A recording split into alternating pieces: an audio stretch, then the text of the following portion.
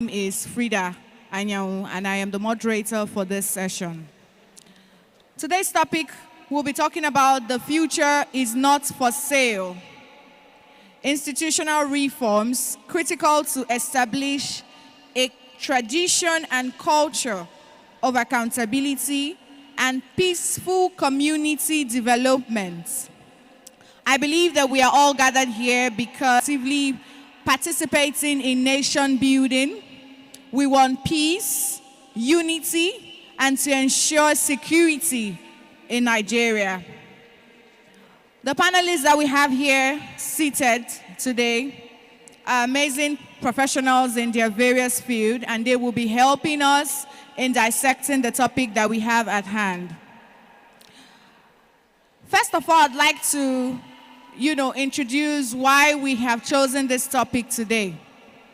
We hear a lot of names in Nigeria from the tech space, entrepreneurs doing amazing things, people in the entertainment and arts industry, like the musicians, the actors and the actresses, doing fantastic jobs in their space. But when it comes to nation building, when it comes to governance, when it comes to politics, we do not hear of big names or young people who are representing Nigeria in the global space. We're all aware that in the Joe Biden and Kamala Harris administration, we have Nigerians in diaspora who are fully represented in the politics and governance. Why don't we have that here in Nigeria? This is what we're going to be talking about today. Welcome again, my distinguished panelists. So I'll go straight into the question. But before I start, you would introduce yourself. And I'd like to say everyone 7 minutes each to talk about the question that I will be asking you. So I'll start with Mr. Makinde. All right. Good afternoon, Frida, and thanks for having me as one of the panelists on this discussion. My name is Makinde Araoye. I'm the Special Advisor on Federal Matters to Governor Fayemi of Ekiti State. The topic is actually heavily loaded. The future is not for sale. Well, if we look into the political habitation in Nigeria today, we'll find out that the political space is actually heavily monetized. In advanced countries, in modernized countries, we'll find out that there is always a budget cap. There are also laws which restrict the monetization of elections in advanced countries. And for us as a country to be able to move forward, I think these laws actually have to be forced. In Nigeria, there are definitely those laws. There are the electoral laws. It is unlawful for you to buy votes. But if you look into 95% of elections in Nigeria, election vote buying actually happens. So how do we stop this? You are not voting for the person that you collected money from because of what he can do for your environment, for your society, for the country. You're actually voting for that person because of the monetary gains that you've gotten for the person, which is very, very unlawful. So I think as a country, for us to be able to move forward, we need to be able to put together laws and also be able to enforce the monetization of elections in Nigeria. When you collect money from someone and the person tells you, vote for me and I'll pay you 2,000 naira, that is you selling your future, and that is you actually messing up the electoral process. Thank you. Okay, so I'll go over here. So can you please introduce yourself and your idea of the topic.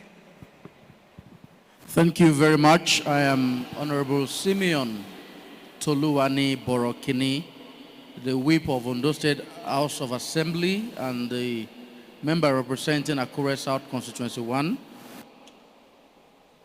the vice chair for African Young Parliamentarians Network with the headquarters in Kenya representing Nigeria.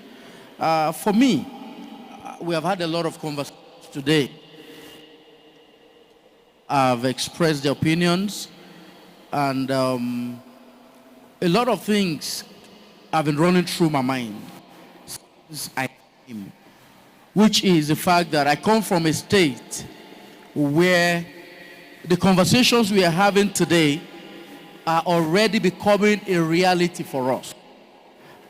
Out of 10 delegates from Ondo State, we have the first youngest Chief Press Secretary to Mr. Governor, who is on our team here, who is 35 years of age. The first time we are having a very young person occupy that position. Currently in the Ondo State House of Assembly, we have a crop of young honorable members, and I'm one of the two youngest as the House is constituted today. For the first time, we are having a very young youth leader in our party. The person who is the immediate predecessor, I'm sure, was close to about 50 years of age. And today we have somebody who is in his mid-30s, who is a bit, above 30. And these are realities, and they're all here with us. The question for me is that we must begin to change our paradigm. Our narrative has changed in the past 1 year, which, of course, has given birth to a program like this. But beyond that, beyond words, how do we begin to put action into the things we're discussing?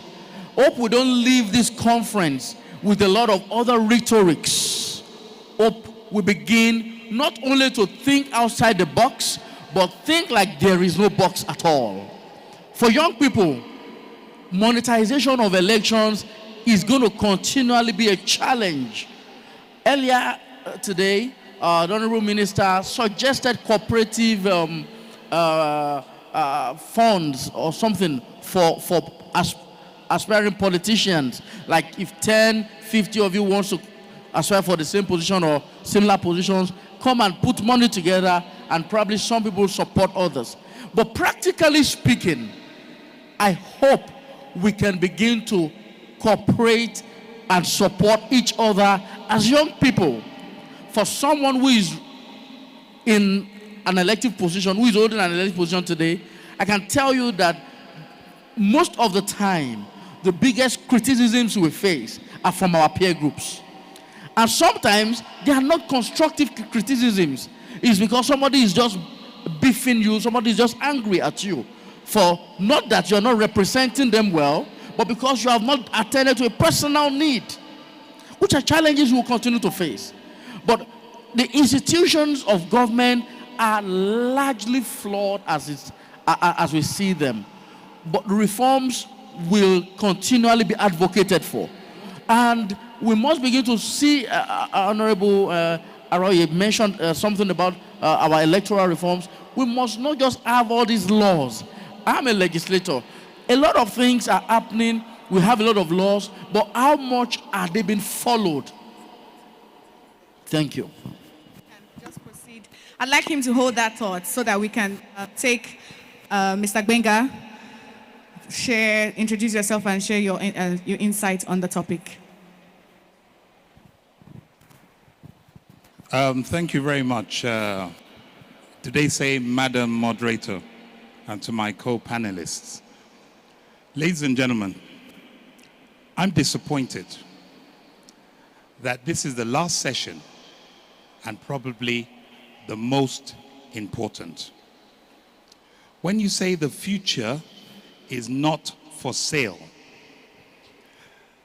Nigerian Youth Council, this is about you, not about me. But you don't give a toss, and that's part of the problem. I'm not having a go at you, But what I'm saying is, when we were growing up, they said if somebody else is speaking and you're talking, it's rude. And that's part of the culture that we need to change. Please, for 2 minutes, let me have your attention. Now, I don't need to be here. The honest truth. If God said I will live 20 years, I've passed it.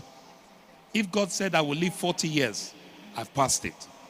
If God says I'll grant you 100, I'm almost there. But the future is not for sale.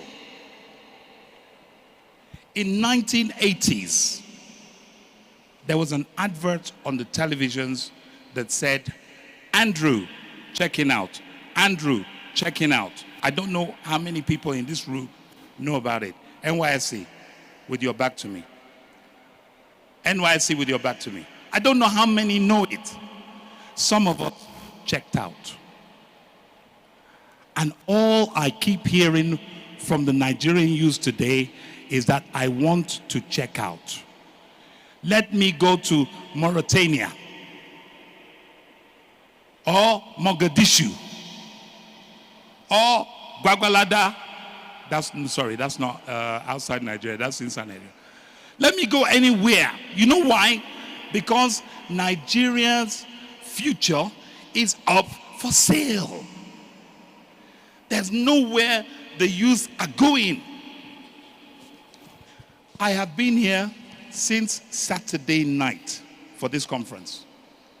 Just listening and listening and listening.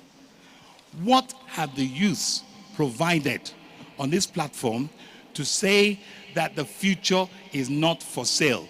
If we have not done it in politics, governance, and administration, now is the time for you guys to talk. I hope that Madam Moderator will give ample opportunity, because at the end of the day, this conference cannot write a script for you. You have to write it for yourselves. I'm not a youth, but I am a youth. If I'm in Abuja on Saturday, you'll see me at Millennium Park. I don't miss it.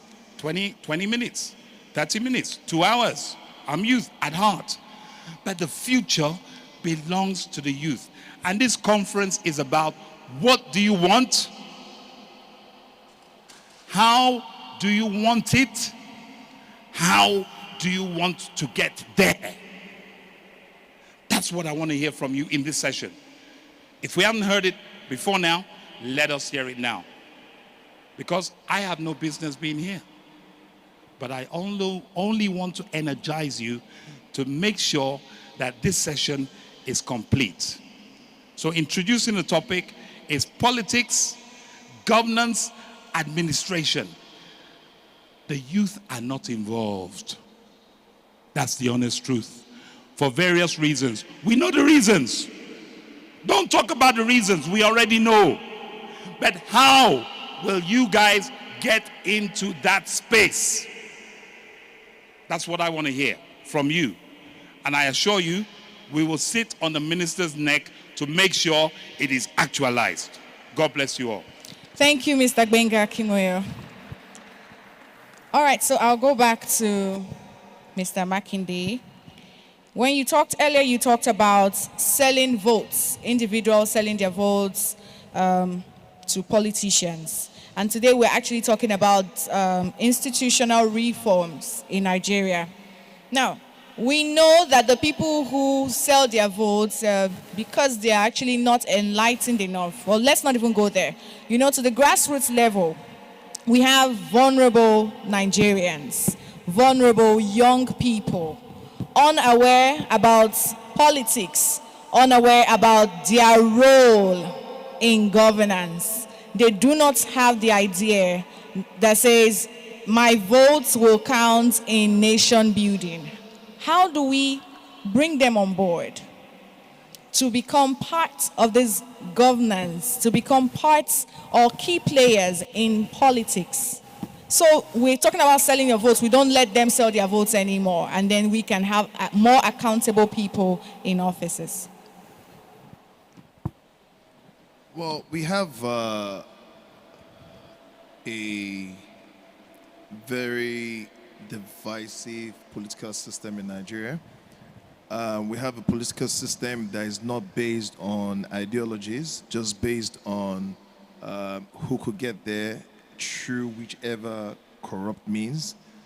I think we need a lot of education and enforcement in Nigeria. The journey of 1,000 miles does not, you can't get there overnight.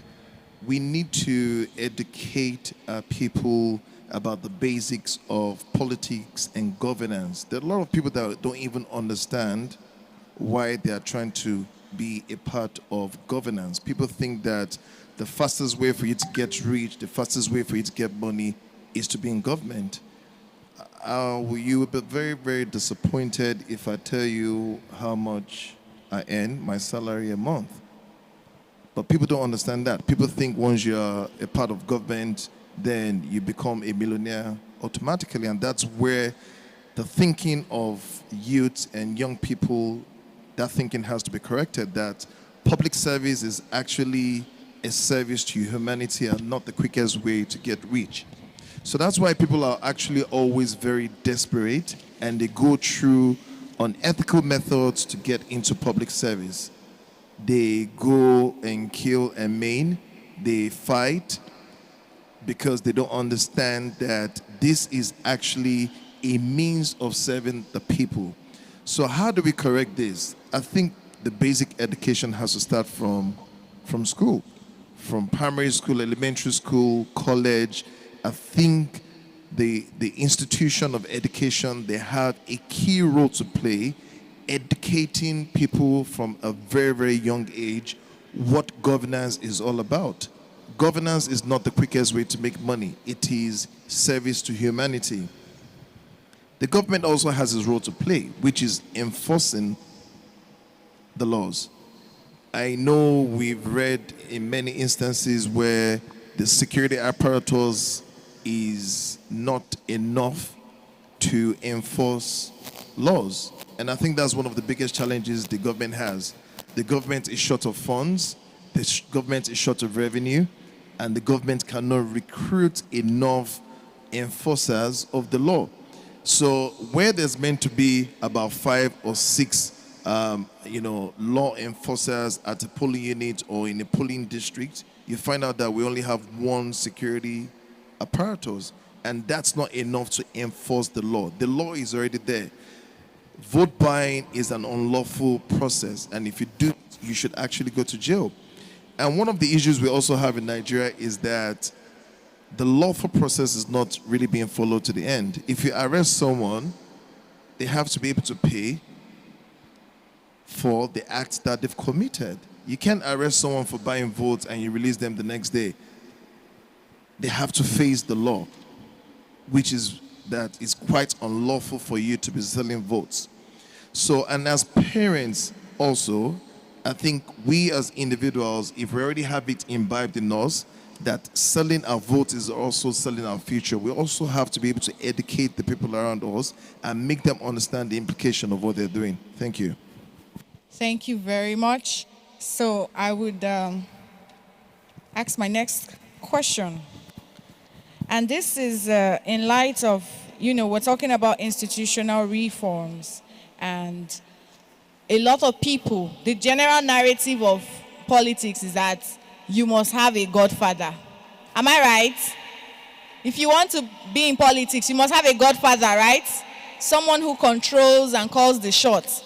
How do we eradicate that in governance to ensure that we have young people who we can hold accountable to say there's no godfatherism, there's nobody reporting to anybody here. It's me and the people.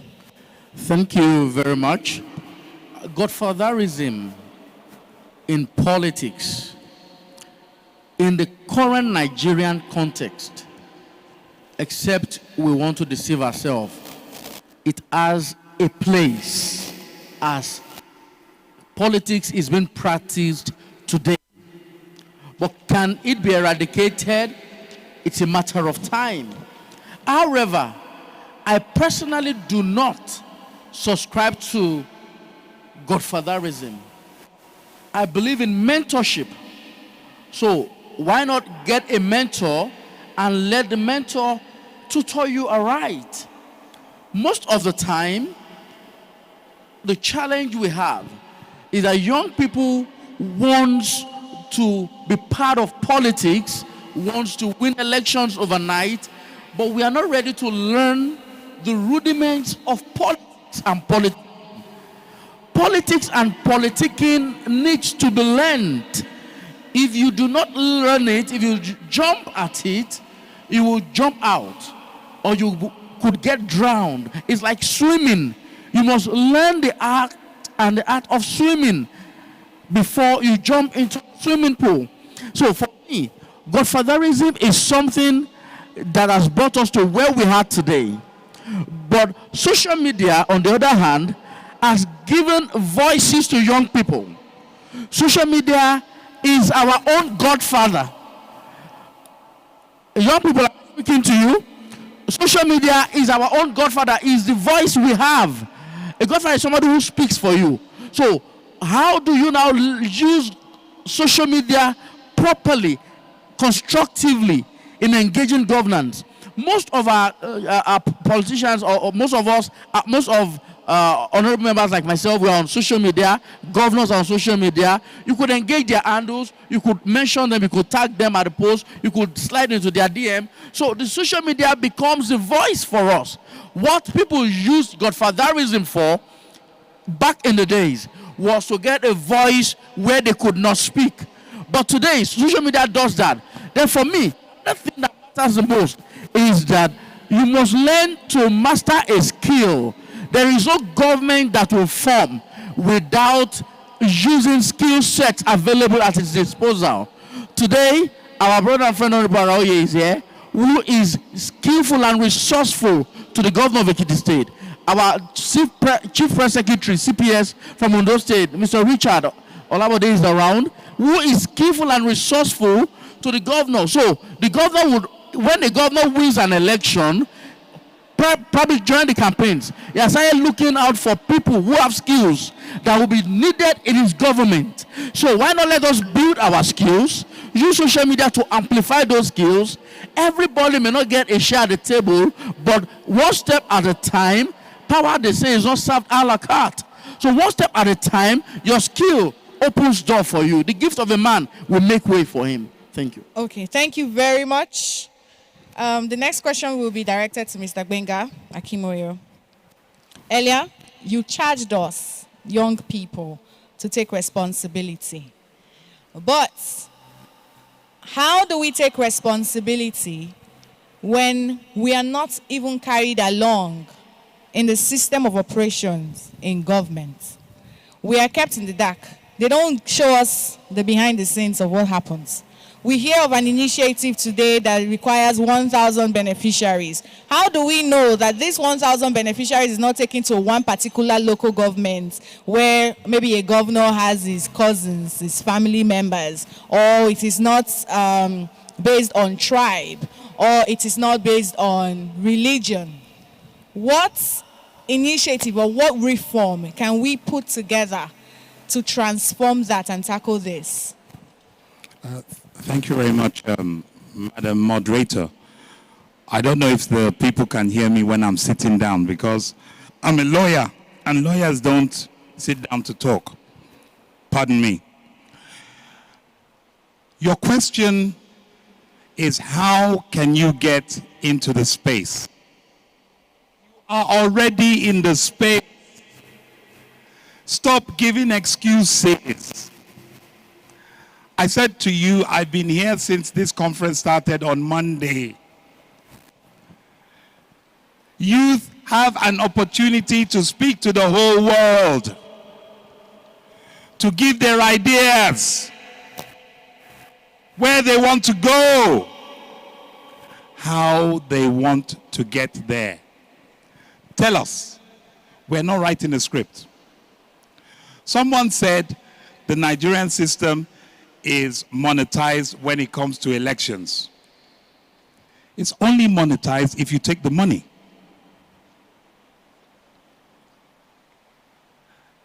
Former this, former that, former that. I'm one of the former.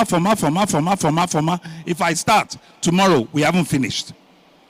I've contested House of Reps in this country twice for my constituency. They said I should bring money. I said I will not. I didn't win. I didn't give. They didn't take. I didn't give. They didn't take. I didn't win. So what?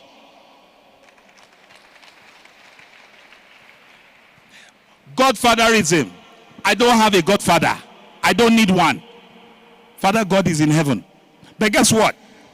In the United Kingdom, where I worked as a civil servant for 13 years before I resigned, I had a godfather in the system. In the UK, guess who that godfather was? The number one man in the establishment. He said, Mr. Akimoyo is more capable and able than the position he's on. Promote him. Let your handwork speak for you. That is what you call godfatherism. Somebody doing your bidding when you're not asking him. I don't believe in godfatherism. Maybe because I went to a school that said, be thou an example. Timothy chapter 2. Be thou an example. You don't need a godfather. Only if you have an interest that you need to defend thee. Truth be told. So you are already in the space. If this conference concludes tomorrow, as it's scheduled to do, and you still have something to say, please say it. We will incorporate it. Because we need to move forward. That's the truth. My wife is calling me. Don't let everybody else outside hear. She said, what are you still doing in Nigeria? Dual citizen? Dust your passport. Get out of that place. Nigeria is not going anywhere. I said to her, hey, let me not hear that. What about those who do not have where they can go?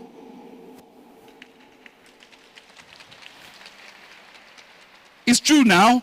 Some people don't have where they can go. So you and I have to, I'm counting on you. You and I have to work this thing out. Nigeria must work. Our future is not for sale. I checked. What is a youth? UN has defined a youth. African nations, African Union has defined a youth. Nigeria has defined a youth as those between the age of 15 and 25. Thank God. I have 4 children that are above 25. I'm an old man, but I'm young at heart. But the truth is, 60% of the 200 million population are between the age of 15 and 25 in this country. I read economics first degree before I read law. 60% of 200 is what? 120 million. Minimum. And you say you don't have the space. You say you don't have the voice. You don't want to use it. Who is the godfather when you have 120 million youths between 15 and 25 behind you? Use what you have. But guess what? Don't be destructive. I'm also a lawyer.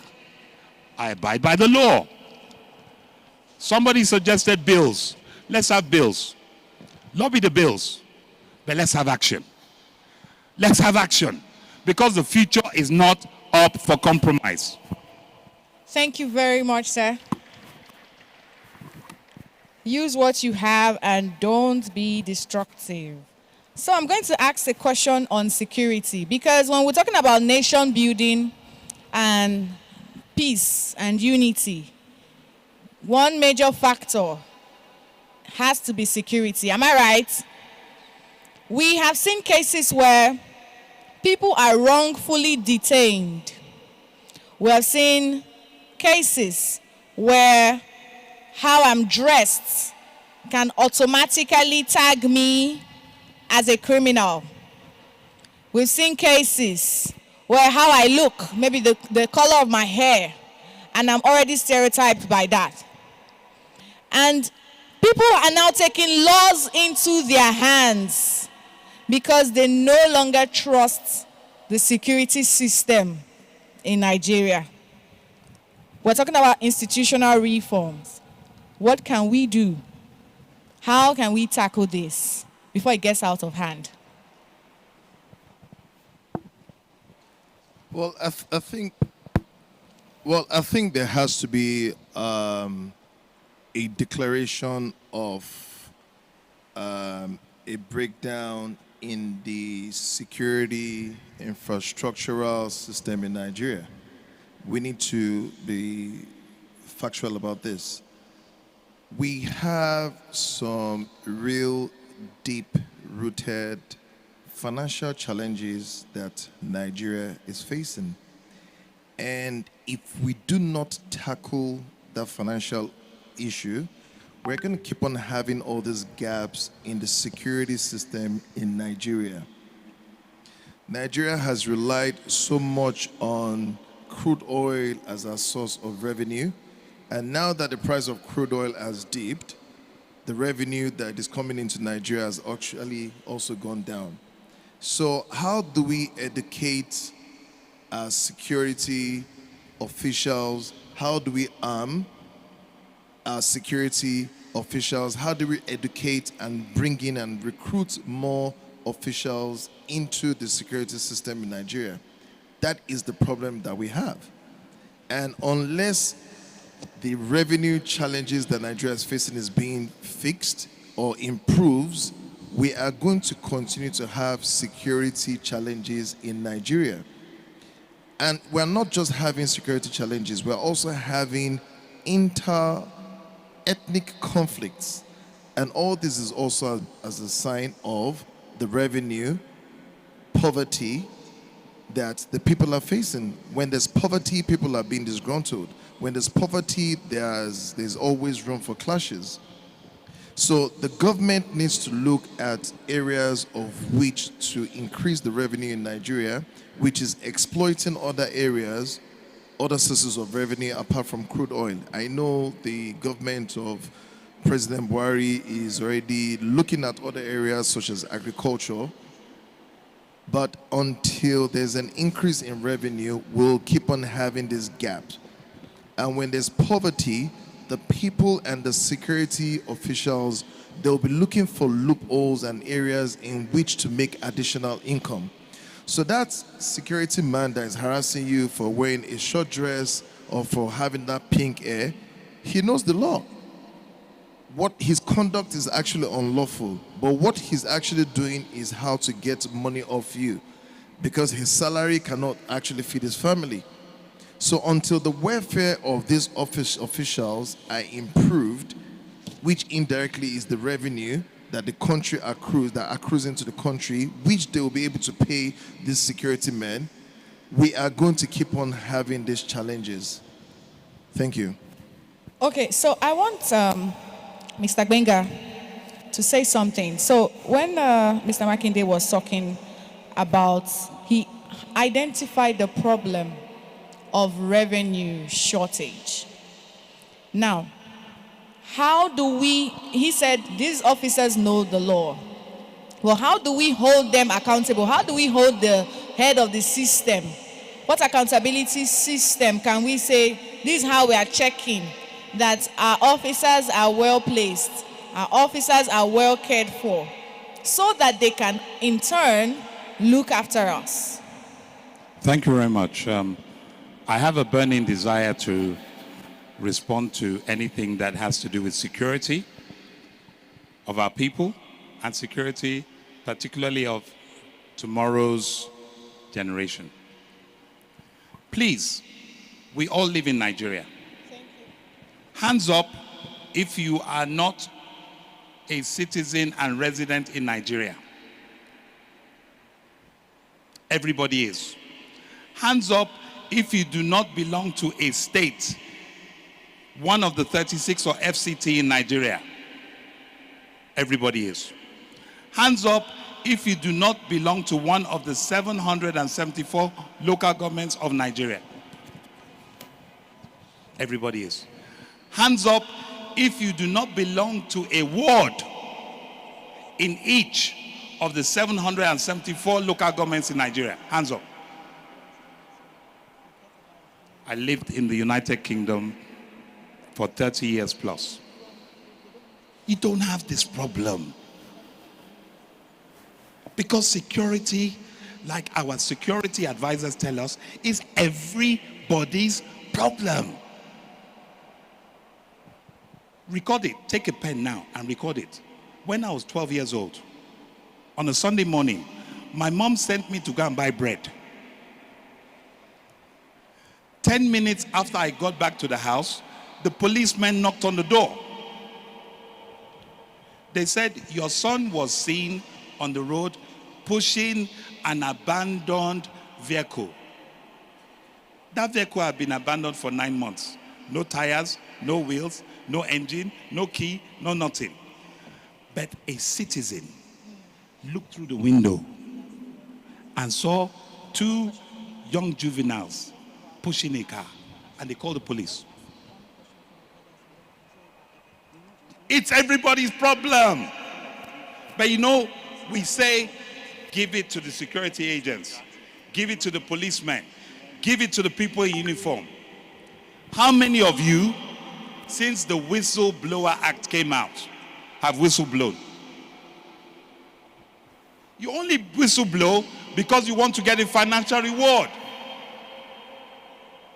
I prosecuted serious fraud in the UK for years. Most of the cases we deal with is because somebody gets on the phone and says, my neighbor does not go to work. He does not have a job and he bought a new car. How? Ibolotiri. Haba. I go to work every day. I sweat. My wife goes to work. We can't buy a new car. But my neighbor who doesn't go to work, somebody has taken security as an issue. They make a phone call to the authorities. That is a system that works. Can't we do it here? You are fairing your neighbor. Anonymous call. I'm just sensitizing you on how we can get to our El Dorado. Those places are not better than our own. But we have to have a change of culture and mentality. The guy who bought a new car that said, come and help me to bless it and wash it. You should ask him first of all, Alaye, oh my boy, Bolotishe, Balosheri, new S-Class, SEL 600, Bolotiri. If you don't want to challenge him, call the authorities. Not because you want a financial reward, because it is good for the system. Until we have a culture change, an attitudinal change, and it has to start not with me, probably not with my son and my daughters, but it has to start with the youth. Sorry, it's not youth. The youth, the 15 to 25-year-olds, because those are the ones that are probably not tainted with corruption yet. So the hope is that if we can instill it in them now, hopefully in 30 years, you and I will come back to this place and say, we had a say in getting it right. So I don't agree that it's more police enforcement agents motivated. I believe it's you and I having a culture change. I know you will tell me, if we report, they won't do anything. Keep reporting. Keep reporting. Keep reporting until we see the change. Thank you so much, Mr. Gbenga. So, do we have people in the audience that have questions for Fantastic. Okay, so let me ask him a question first. So we talked about participation of young people in politics, but we see a lot of people, they want to go ahead and become presidents. They want to go ahead and become governors. How do we encourage active participation of young people from grassroots level, starting from community development projects, starting from initiatives that can help nation building? Thank you very much. Let me stand to address this point. 2018, when I had to contest for the House of Assembly primaries in my constituency, people felt I was new in the system. Some people felt, you, this event planner, what are you looking for in politics?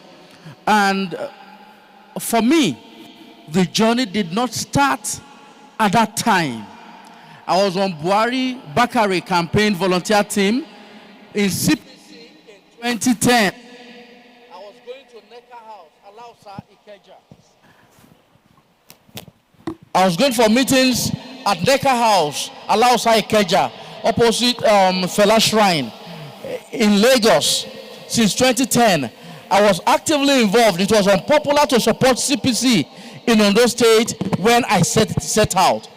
But what I found out was that because I didn't play the party politics they were playing around me, it was difficult for a lot of people to accept me. However, I had to leverage on a lot of community activities that I have also had to do in the course of time. So every politics, they say, is local. You must start from your unit to your ward, to your constituency, to your local government. You must be part of it. You must be part of a party, as it were. And apart from active politics in court, it goes a long way once you set out in doing community development services, in doing things, no matter how little. It might be visiting a motherless baby's home, it might be going to the needy, it might be looking at a problem and you solve it for your community. It might be sponsoring secondary school students or primary school students in your locality, which are things I have been doing. So thank God I had a record of some of the things I've done. All I needed to do at the time was to bring them on my social media and begin to showcase them to the world that I have done this, I have done that, even before I had the ambition of contesting. So most of the time, it doesn't have to start big, it can start small. Christmas is coming. When I was working here in Abuja some years back, we used to go to Nasarawa for a project we call Christmas with a Difference. We'll take pictures with those villagers in Kefi, in some other lungus in Nasarawa, 2010, 2011, 2012. We were part of that. So I did a little of that too in my constituency, and I'm thinking of doing all of that again and again. So beyond just contesting an election, politics is about touching human lives. And it must start by touching someone's life. There are people in public schools, all the amount you need to pay for their school fees may not be more than 10,000 naira. So if you start with 5 of them and you have a picture with those 5, their parents will bless you. Some people knew in the school that you have taken care of them. I pay for some WAEC fees, I pay for some JAM fees, and I support all these things. So for me, I feel in touching people's life, these things are little drops of water that will make a mighty ocean eventually. Don't just come out with posters that you want to do this. Then you now start doing other humanitarian services. Everybody will know it's because you want to contest. That is why we are seeing you do this. So let us start small. And I believe this is our season. Thank you. Thank you so much. Now we'll go to questions. Okay, I see a lot of hands. Wow. Okay, so I'll start from the first row here. The orange t-shirts, the orange shirts, polo shirts.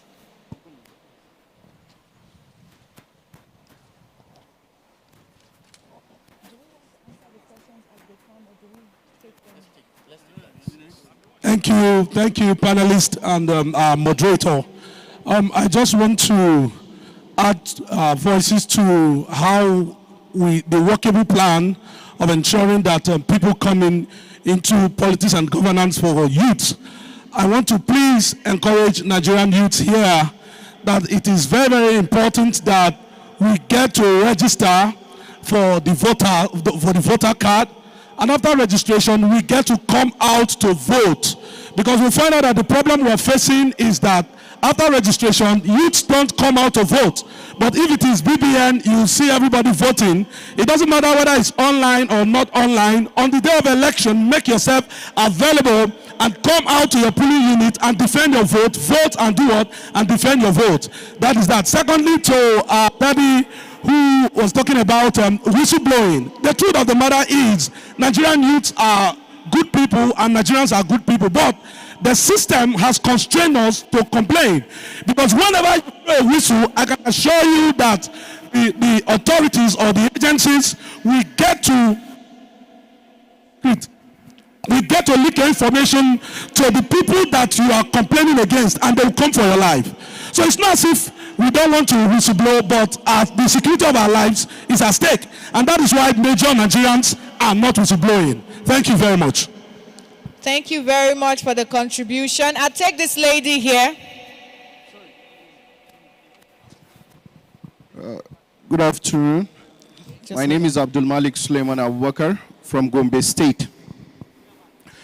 Well, my submissions are those as follows. First, it is not only the responsibilities of the youth to take charge. Those elders who are in position of powers today have a greater responsibility, because they have instigated the divide and rule.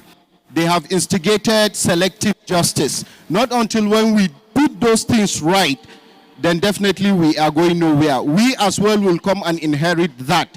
Today, if you are looking for a job, the person on that desk, if you are not of his tribe or of his religion, he would put your application aside. He will only entertain that of the person he has come from the same region or the same state or the same faith with. This is the number one problem that we are having. And second, let ability talk for us, not favorism.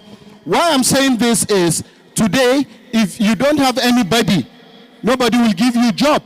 And the jobs are there. They will tell you that the jobs are being advertised for you to come and submit your applications and things like that, but nobody will respond to you because you don't know anybody there, being that you are from a poor family or poor background.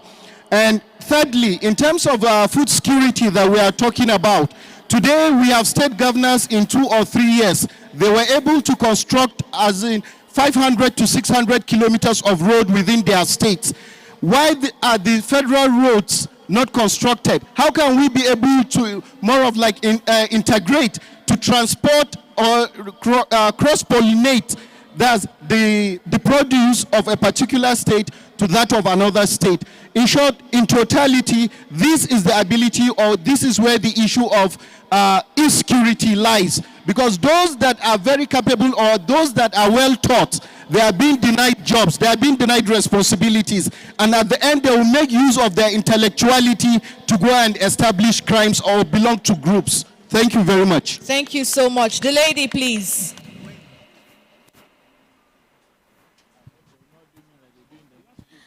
Good afternoon. So good afternoon once again, and thank you so much for the opportunity. My name is Rafayat Atonda. I'm a member of the European Union Youth Sounding Board. Okay, so moving away from talking about the challenges, I'd like to prefer some solutions. These are my thoughts, but I believe that I'm echoing the thoughts of many others as well. So the first thing I'm going to be sharing here is have a feedback mechanism that allows youth to share complaints and opinions. I know I talked about this earlier, but I feel it's an important point that I needed to reiterate. It's not enough for young people to share reports. We want to get the outcome of those reports. Communication is a two-way thing. The second point I have here is forge more private-public partnerships so jobs can be created. We want jobs. Also, improve the security architecture so investors can come to Nigeria. The third point I have here is reflect and reconcile with the youth. We are not your enemies, we are your friends.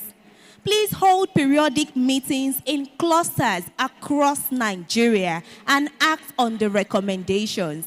This is a great platform, but you would agree with me that we have just few numbers here compared to the millions of young people in Nigeria. So in different clusters, please hold meetings. And when they advise on certain things, make sure you act on them.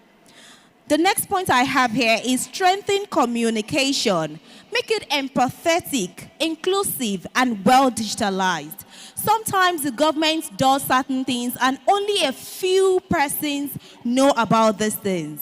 Efforts don't match impact because there is a communication deficiency. The fourth point that I have here is we don't want to sell our future for a token. Please and please stop weaponizing poverty. 1,000 naira, 2,000 naira will not feed us for 4 years. Stop it, we don't like this. Facilitate the creation of jobs. Empower the citizens through constant civic and economic education. We don't want to see you only when elections are coming. You're representing us for 4 years or more. So please, constantly come to your constituencies and understand what people are going through. The last but definitely not the least, if you are an elected, representative, you came to us, you promised heaven and earth, but we didn't see you again. Your office is now in Abuja, not in Lagos senatorial district that they voted for you, or in Adamawa, or in Gombe, or wherever in Nigeria. Please stop it. Deliver on your mandate. That's all we ask for. Thank you. Thank you very much. I see a lot of hands, but please hold on. Okay. Build the youth. Build the youth. I think this is my first time I want to talk to our list and the entire youth of the Federal Republic of Nigeria. My name is Ambassador Sukubo Sarai Igbe Sukubo, President, National Youth Council of Nigeria.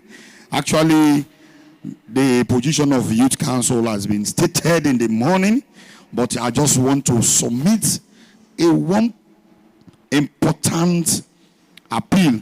I think our Honorable Minister for Youth and Sports Development, his essay is still seated here in this auditorium. And I know that he will communicate to the Honorable Minister. Actually, we are talking of future and what we as young people, we want. Equally, it is not giving back to us what we young people can do for the government. I'm waiting for the panelists to challenge the youth. It's okay, this is what you are deciding. Then in return, what do we as young people can do? Areas of insecurity, areas of education, areas of youth inclusiveness in governance, things that borders young people and the nation at large. But the only thing that I want to say, I will appeal to the Honorable Minister to at least to give privilege or to extend invitation to 3 youngest governors in this country to be part and parcel of this program, at least for tomorrow event.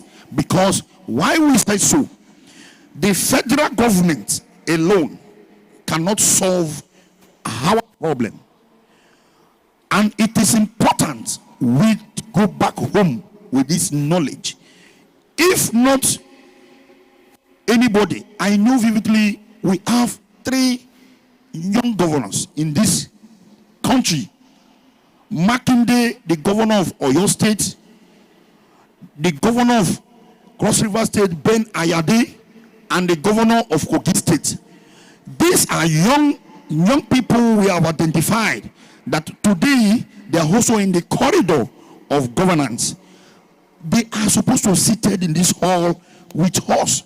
There are some fundamental questions I reserve as a president of the National Youth Council of Nigeria. I intend to ask. And it is very, very important that when this decision that we are deciding today is being transmitted to the presidency, these governors that will come here, that will find them between the young age, can be able to also support the federal government to actualize what we are doing in this conference. So I will appeal to the Honorable Minister and the panelists, if they can convey this message to the Honorable Minister for these young people to join us tomorrow. If they are not available, they can connect them through Zoom for us to also know or ask them or let them make input in this, our National Youth Conference that we are holding first in history of this great country. Thank you very much. Thank you very much. Thank you. Your contribution has been taken noted of. I'd like to take, there's a lady that has been waving her hands over there.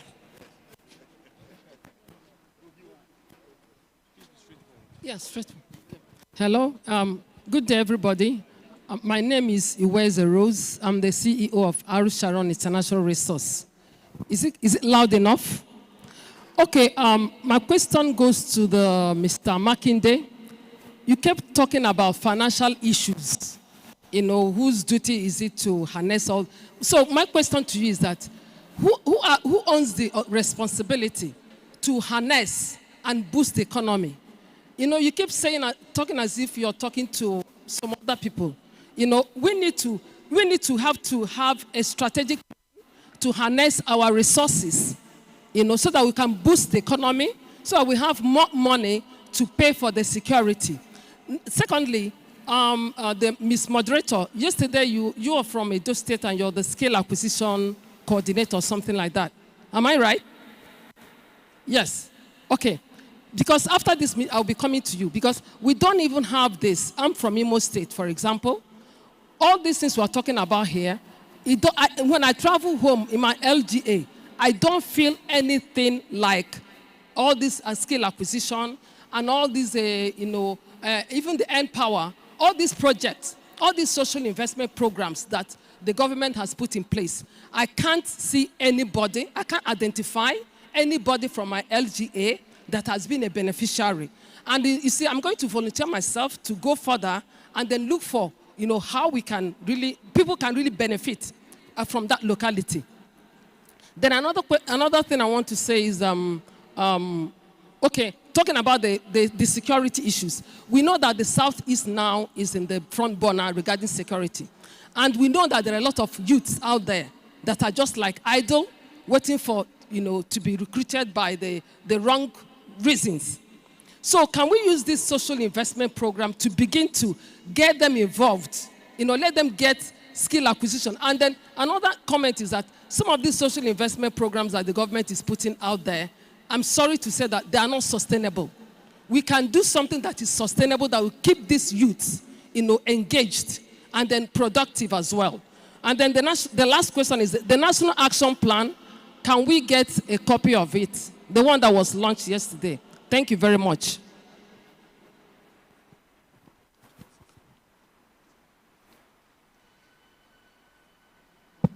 Thank you very much. So first of all, let's hear what our panelists have to say with regards to all the things that we have gotten from the feedback we have gotten so far. So, Mr. Makinde. Okay, Madam, I think the government of President Buhari is making conscious efforts at diversifying the economy. We have to also look back and see where we're coming from. I'm not trying to make excuses or trying to play the blame game.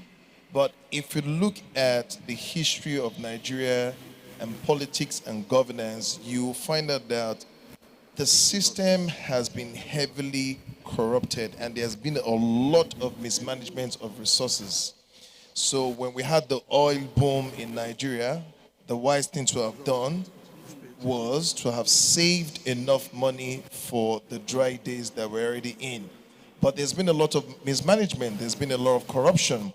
So the APC government under President Buhari just came about 6 years ago, and we are trying to undo the evil that has been done by previous leaders in this country. The main thing that can get us out of the problems that we have, the financial problems we have in Nigeria today, the main thing that can get us out is the diversification of the economy.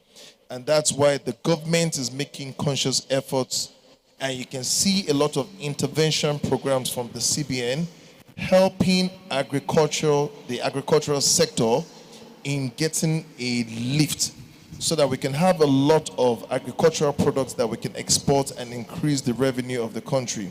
We can also see, and one of the reasons why we're having a national youth conference is also to encourage the youth.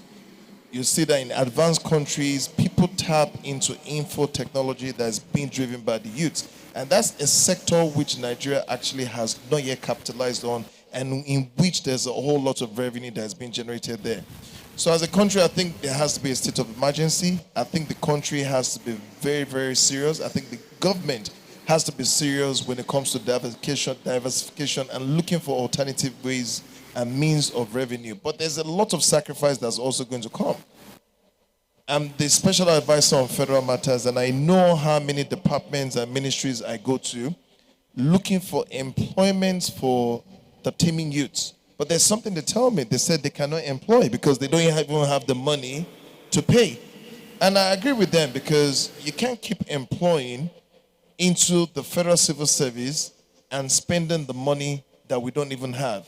So there's going to be a lot of pain that will come with the turnaround, where the country is going to have a balance in revenue generation. Thank you. Yes, hello. Dear delegates, to my brother in the orange, whistle blowing. I said at the beginning of my statement, we do it for the wrong reasons. We want to whistle blow, not for correction. We want to whistle blow, not because we believe in the system. We want to whistle blow because federal government has said if you whistle blow, and it leads to, you will get something. My brother, why do you need to whistle blow and put your name? Jesus Christ is Lord. Anonymous letter, loaded with information, facts and figures. Let the authorities deal with it. Can they trace you? Anonymous? Let's wake up. But because the federal government said if you whistle blow, and it leads to, you will get millions or trillions or billions. That's on that one. So let's change our orientation. Number two, somebody raised a question about jobs. In Nigeria, we do not believe in dignity in labor, full stop. We believe in dignity in the income that comes from the labor. I'm speaking to the youth, the educated youth of Nigeria, both here and online. We do not believe in dignity in labor. See that toilet upstairs? I went there to ease myself before I came on the stage. I held my nose like this until I finished. Guess what? In the United Kingdom, I can tell you direct, somebody takes pride in the fact that he's employed to keep that toilet clean. Because the vice president may come here and he may end up not using that one, it may be his own that he uses. What does he get at the end of the day? A pittance. But he has dignity in labor. Let me charge you, as youth of this country, ask any 15 to 25-year-old, what do you want to do tomorrow as a career? I want to play football because they're making money. I want to go to Europe. I want to play for Tottenham Hotspur, like Harry Kane. Do you have to be the footballer on the pitch? Can you not be the referee? Can you not be a football agent? There are jobs. We can't see them. Because we all want to be center stage. I went to one of the sessions over there. They were talking about Wizkid and Davido, and they said other artists are not being recognized. Do you have to be the singer? Can you not be the marketing agent for somebody who is up and coming and earn your income and feed your family? Do you have to be the person singing? We just want fame and money. We've got it wrong. Actors, we're doing well in Nollywood, but everybody wants to be on stage. My junior sister is a theater artist from Port Harcourt as far back as the early 90s. She doesn't go on stage. She's producing. She's British. She has no interest in going to the UK because she's making her money here. As a silent producer, nobody knows her on stage. Orientation, attitude. We need to think differently. Last year, I was so frustrated. I said, how will we change the leadership question in this country? And I said, lead, I follow. Lead, I follow. I'm not an IT person. But I set up a website.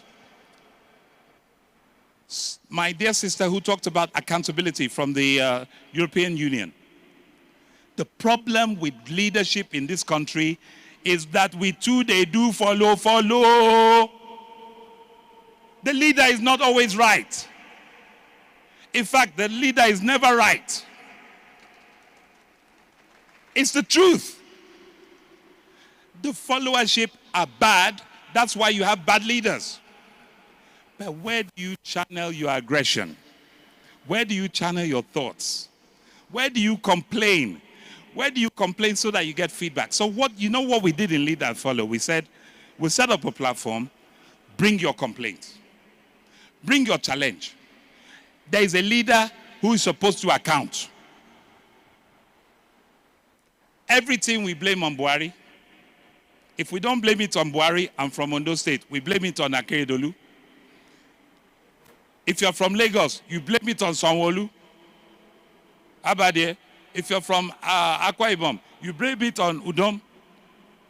If you're from Imo, you blame it on, what's the governor's name now? There are different levels of leaders and office holders. You don't know them. So there's no light in your community. You blame Buhari, or you blame the governor. There's a local government chairman. Before the local government chairman, there is a councillor for your ward in your local government. It's his responsibility first. Before you get to the local government chairman, before you get to the state level, before you get to the senatorial, and before that, the federal constituency, before you get to blaming Buhari, I don't agree with my brother that they met problems. 6 years is a long time to dent a problem. But I don't want to play politics because we're here for national youth. Forget about political orientation. But the truth is, we need to face the reality. We've not got it right. The old ones have not got it right. Guess what? The young ones too have not got it right. Because your thinking is warped. Change your thinking. Change your thinking. So that I can come here next year for this conference and sit down and see somebody between the age of 15 and 25 in this seat. The moderator between 15 and 25. Same here, same here. It's your conference. Do you get it? But I am determined that you must write the script. Talk. Give us feedback.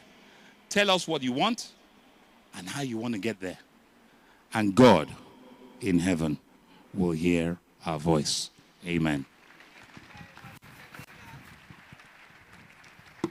Thank you very much, Mr. Gbenga. That was...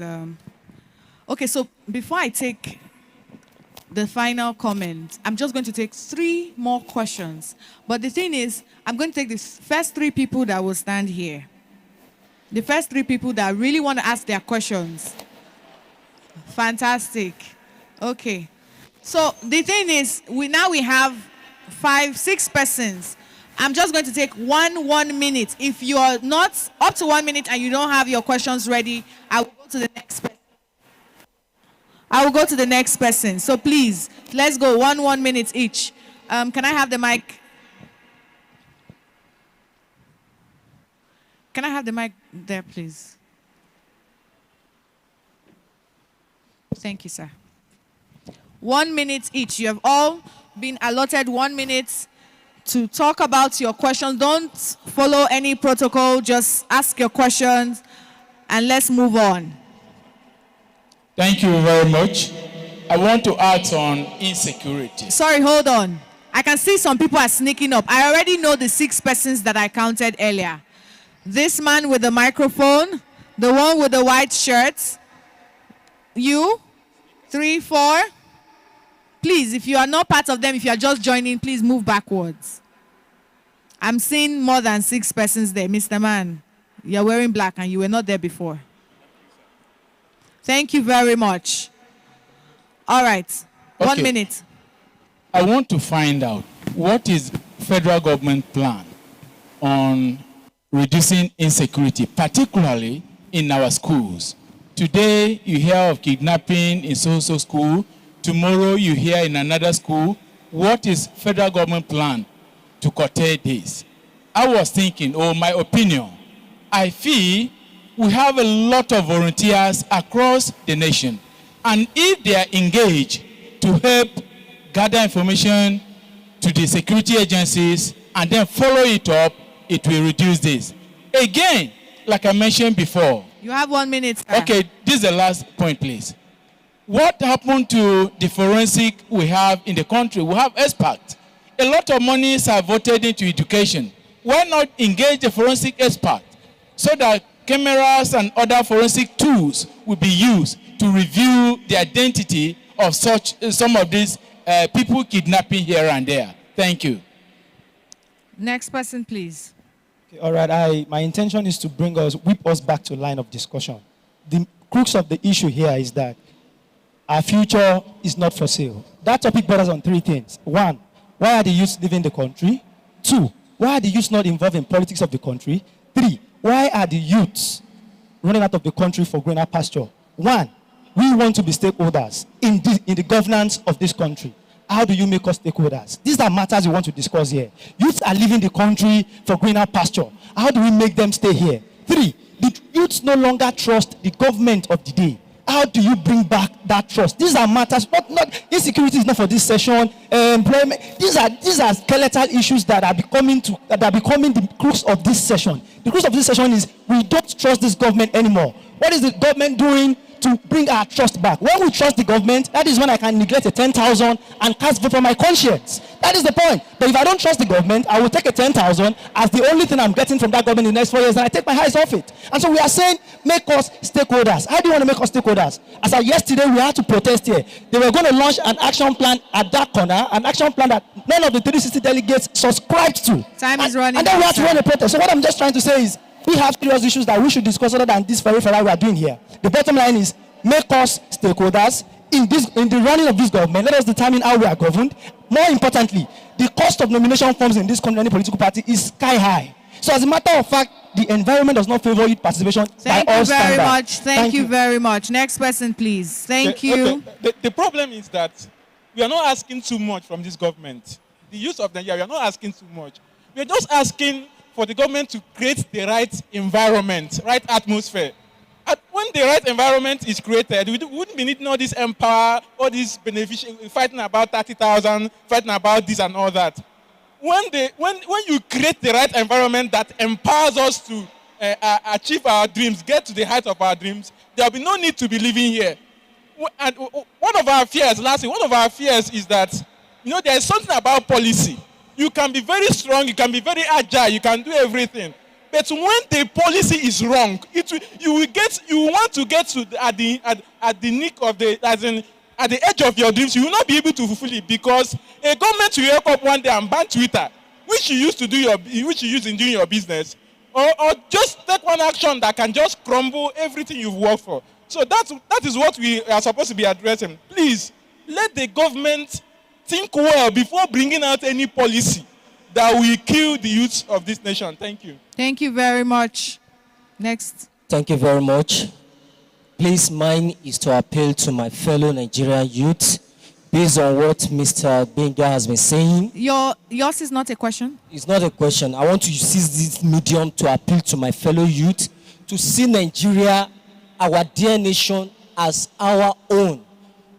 Because what I discover in the society today is that most youth are no longer interested in what is called Nigeria. For God's sake, we don't have anywhere to go. Even if you have a dual citizen, the fact remains that you are a Nigerian. And don't forget, right from your childhood, you have been making a promise to this country that you will defend her unity. You will defend and uphold her unity. Please, let us go back to those days. We are making this promise even when we don't know what we are saying. Now we are growing up and you are now derailing from the promise. Please, continue to defend this country, my fellow youth. Continue to love this country, and by the grace of God, we will get to our promised land. Thank you very much. Thank you very much. My name is Okwagono Ife Mike. I'm Sir, from Delta is yours State. a question or a contribution? I'm not asking question, but I'm just want to put an input to what they have discussed so far. Okay. I want to speak on the female foes.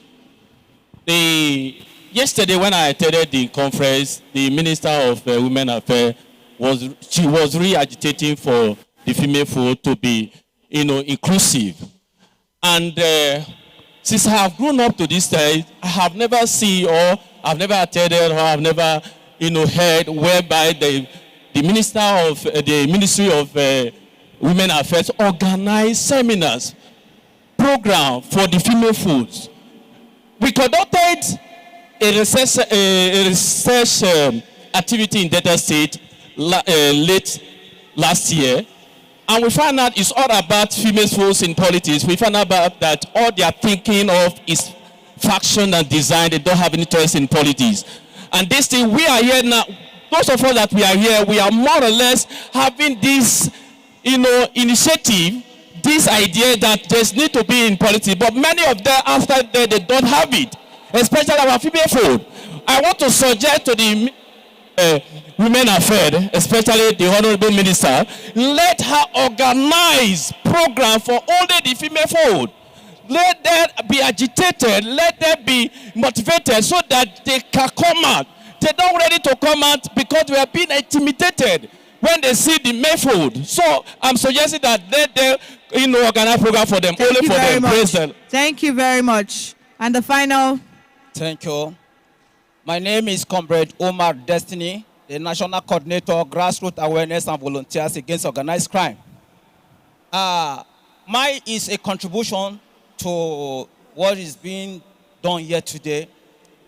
One, in Nigeria, the Nigeria government doesn't recognize CSO, NGO, organizations. And you understand that by the time NGOs and CBO and the rest of them are inclusive into governance, it will move our economy. It will move our nation further. Because I remember in year 2001, before the Nyanya Road was dualized, accident every day. And we stood up as youths of that area and said, no, let this be stopped. We protested a little. That evening, President Olusegun Obasanjo called for an emergency meeting, and that road was dualized. Up to now, we are using that road freely. That time, you see, anytime there's an accident, 70, 80, 100, 150 people die. But because of this little agitation whatsoever, that came to be. I want to tell the Nigerian government that CSO. Thank you very much. Thank you very much. Thank you very much. So because of time, we are going to take the final answers to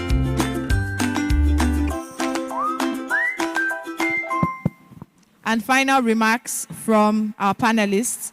Please, I like everyone to maximize the 3 minutes time so we can round up. I'll start with Mr.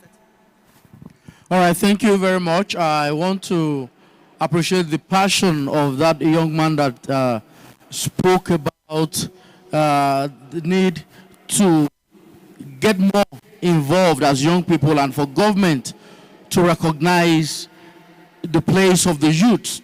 I must say that it is important to first acknowledge and appreciate a table like this that gives us an opportunity to come to a national roundtable to have this celebration. And like I did say earlier on, every politics is local. People have come to make certain agitations. You want things done. But the point is, what relationship have you built back home in your state with the leadership?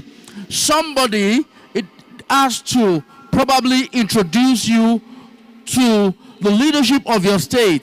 Probably you are not doing enough in relationship management, in getting involved in what is happening.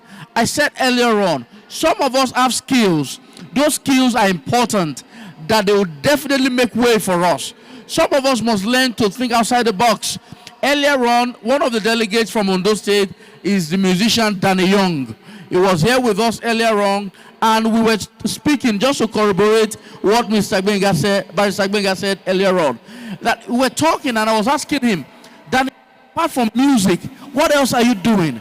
And he said he's into these agencies that promote footballers, and he has that done, and he's doing agriculture. And I asked which part of agriculture. He said animal husbandry, and I said I do that, and we're comparing notes together. Most of us, all we need to do is to have the right interactions, is also to have opportunities to showcase what we do. Let's make use of our social media handles properly and ensure when we have opportunities, we should not always just be confrontational for the sake of being confrontational. Let's make our let's add our ideas.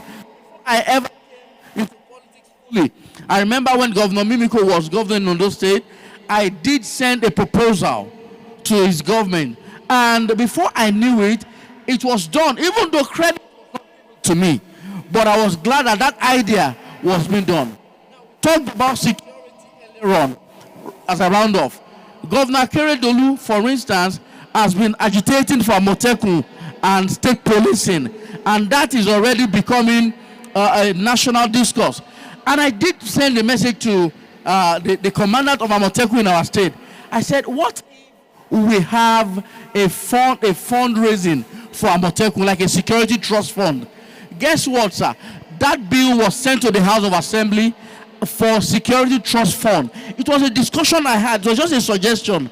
You don't know what suggestion you would give to someone in government, and they will do it. And the day the bill was passed to law, the commandant called me and said, thank you, my brother, you gave me this idea. And today, the bill was passed to law. So please, let's give beyond the normal agitation that we like to do the Sorosoke, let's ensure we Sorosoke in a very constructive way. Thank you. Thank you very much, Mr. Makinde. All right, thanks once again. I've heard a lot of conversation around youths getting involved in politics, the government's inclusion of youths when it comes to politics. I disagree a little on that note. It's more or less of saying that a medical doctor just comes up and say, oh, I want everyone in the medical field. I think as a youth, you need to first discover yourself. When you discover yourself, you would know what value you're adding or bringing to the table. Politics governance is not for everyone. What is actually politics and governance? It's making an impact. It's having a voice. It's service to humanity. You don't have to be in politics or play politics or be a part of government before you can have a voice to make an impact. Whatever you're doing, as long as you exceed and you're very good at what you're doing, you already have a voice. JJ Okocha has a voice today because he's a footballer. Mali, what was that? The Malian, what was Mali? The Malian guy? Naira Mali. Tiwa Savage. These people have, I can see somebody laughing. Yes, she still has a voice. When these people talk, there are a lot of followers that they have. People listen to what they say. That is making an impact. If we look at the government of Dr. John Kawode Fayemi in Ekiti today, we have about 60% youth. And these guys are people that actually add value to the political system and governance in Ekiti today. So if he had brought somebody out of the blues who doesn't understand, is not well educated, does not speak well, cannot represent the government or even the governor anywhere, then the person cannot even add value to the system. So as an individual, you need to educate yourself, add value, find out the areas in which you are properly skilled. If cooking is your skill, make sure you're the best when it comes to cooking so that we can create a cooking show for you. On your cooking show, you can talk about governance, talk about the areas in which there's a deficiency in government, and people will listen to you. That is how you can make an impact as a youth. There's Bayo Moborio that works with the president. Some years ago during the political campaign in Ekiti State, I used to see Bayo just jumping around from cars to cars. Bayo will climb the tree, he will take pictures. Today, Bayo has a voice. He's not an active participant in politics, but today, Bayo has been able to use his talent to drive a voice. Today, Bayo actually even has more money than a medical doctor in Nigeria, or even has more money than some of the special advisors and commissioners in Nigeria, because he has discovered his talent and he has been able to make a change using his talent. So forget about that notion that everybody has to be in government. It has to be an inclusive government of youths. When I employ you as a commissioner, what are you going to do? What skill are you bringing on board? Thank you. Thank you very much. And the final 2 minutes, Mr. Gwenga. You give the others 3, you? No, they had 2 minutes each. Okay. I disagreed with Mr. Makinde earlier, but I have to agree with him on this one. Politics is not for everyone. Honest truth. It's not for everyone. But we're not saying everyone should be in politics. As we sit here, there are 2 sessions going on now. One is about the soft power of sports, entertainment, and creatives. Nigerians are excelling in that field. Truth be told. Nollywood, music. When I was growing up, when I went to university in 1984, how many Nigerian artists? But today, them boku. But what I'm saying, diversify. You don't have to sing, you can promote. You don't have to promote, you can compose. Another session is going on now, talking about education, innovation, technology, youth development. We're doing well. Go across the globe. Nigerians are excelling in ICT across the globe because we're a brilliant race. But there is a deficiency when it comes to politics, governance, administration, and answering the question of security in our country. There's a deficiency of youth, and that's what the government needs to address. But the youth need to shake body. They're not going to open the door for us. So I'm part of you. Youth, I'm part of you. They no go open door for us. So we have to shake body to get in. And that shaking body is not always by agitation. Sometimes it's agitation. Sometimes it's constructive suggestions. And let me leave you with just one final testimony. In 1998, a long time ago, I was selected on a 3-man panel to design an ICT program for my department, 55,000 staff. I'm not IT. I'm a lawyer. What do I know about IT? But we designed it. We submitted it. We tested it. It went worldwide for them to get our comments. 3-man team. 2 Nigerians in that 3-man team. Today, the United Kingdom prosecutes all their serious fraud cases in the courtroom based on our 1999 model. Based on our model. 2 months after, central government in the UK said, give them £2 million. Let them go and test what they have proposed. The following week, they transferred me to another department. I did not see one shishi out of 2 million. That's not what it's about. I've done my bit. I've moved on. But the Nigerian youth must stop thinking about what am I going to get out of the effort I want to put in. 23 years later, that system is being used. I can beat my chest and say I designed it. I didn't benefit, but the nation is benefiting. Youth, what are you going to put into this conference now and tomorrow that will benefit posterity? God bless you all. Thank you for your ears. Thank you so much, Mr. Benga. We've had a fantastic session. I'm sure you'd agree with me that it was also enlightening as well. So some of the points that we will take from here at the end of this session is youth or young people should, learn to create your own track record. He talked about, doing things in your communities, doing things in your grassroots level. You don't have to wait till you get to the bigger platform for you to be able to showcase. You can start from where you are to create your record. We also urge the government to exploit other revenues to avoid gaps that are causing poverty and a lack of employment in Nigeria.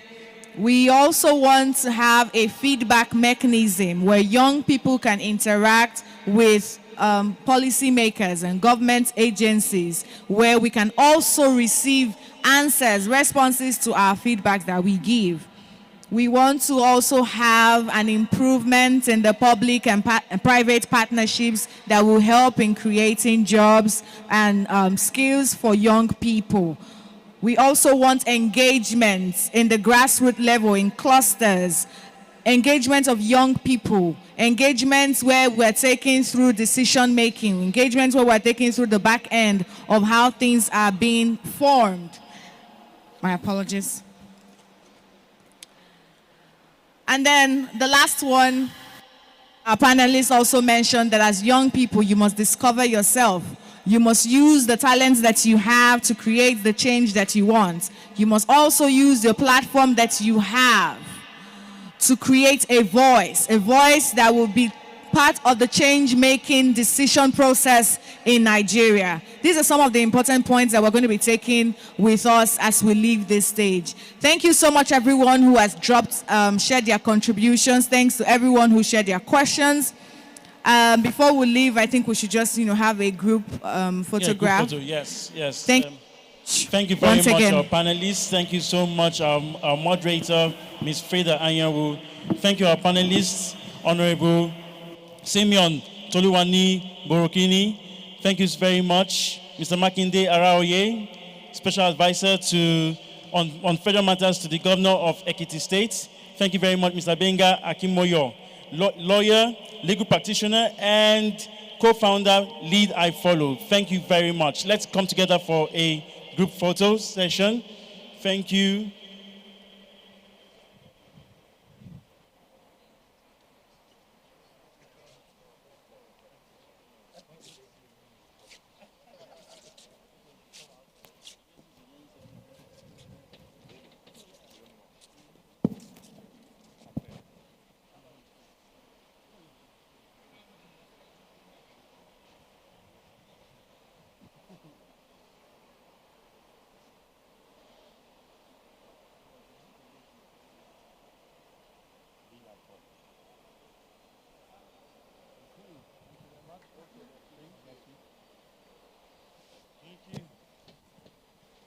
Thank you very much, everyone.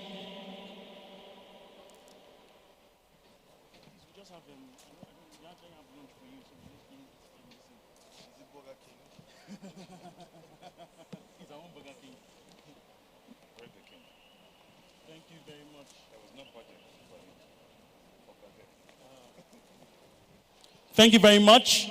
So with this session, we've come to today's program, but we resume here tomorrow morning for the final day, for the final sessions. 9 a.m., we're back in the auditorium. Thank you to our esteemed guests and delegates. We truly appreciate your presence and contributions, and you've done wonderfully well. Thank you, and see you tomorrow. Good night, and God bless.